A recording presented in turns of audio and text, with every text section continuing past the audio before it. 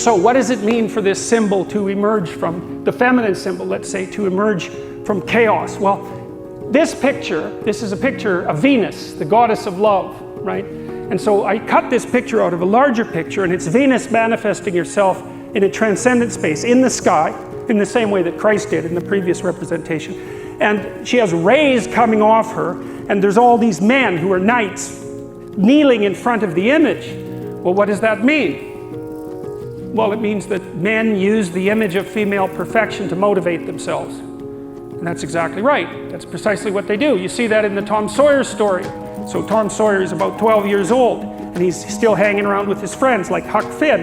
And this girl moves across the street, Becky, and she comes out, and he's struck by her for the first time in his life. Something's changed. And the first thing he does is hop up on a picket fence and show off and balance in front of her. And he's saying, well, look at me, look at me. He's like the male bowerbird building something beautiful so the female will approve of it. And it's motivation.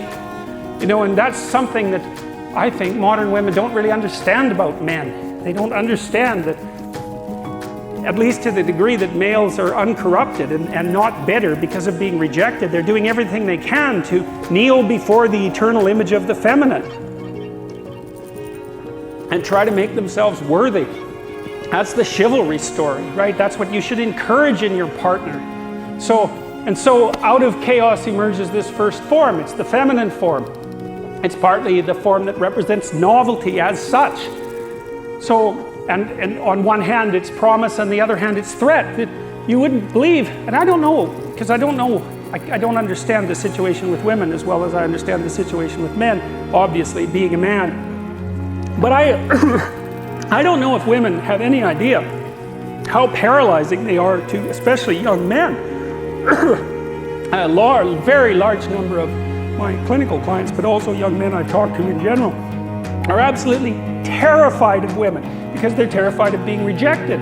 And the terror exists in precise proportion to the attraction to the woman, which is a horrible paradoxical situation to be in. It's often why men make such fools of themselves in front of women that they're attracted to. It's because, first of all, they don't see the woman that they're attracted to. Because what the hell do they know about her? They don't see her as an individual.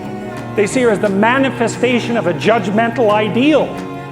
And then it's only in establishing the relationship with the actual woman that they can start differentiating between the judgmental ideal and the actual individual woman. And that also requires a sacrifice. And the sacrifice is, you never can have an ideal woman.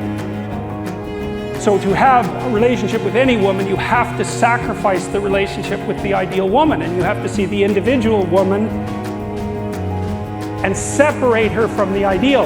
And that's the same thing that happens to the hero in Sleeping Beauty, right? He sees the evil queen who actually turns into the dragon of chaos, and it's not until he can defeat her that he can establish a relationship with the actual princess. And that's exactly the case.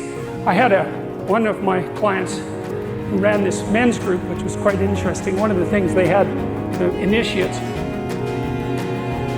do, which was very intelligent, was to go out and ask 50 women in one day for their phone numbers. Why? Politely, properly, you know. It was a game, but it wasn't a stupid game. And the idea was, get over your fear of rejection.